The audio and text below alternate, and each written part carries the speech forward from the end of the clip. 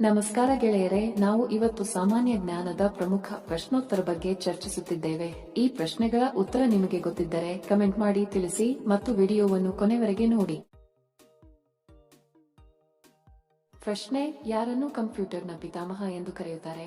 Option A bill Gates, B Alan Turing, C Steve ಅಟ್ಸ್, D Charles Babbage.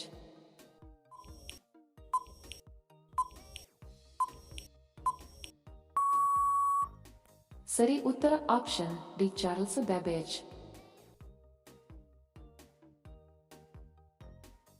ಪ್ರಶ್ನೆ: ಭಾರತದ ರಾಷ್ಟ್ರೀಯ ಆಟ ಯಾವುದು? Option A badminton, B football, C hockey, D cricket.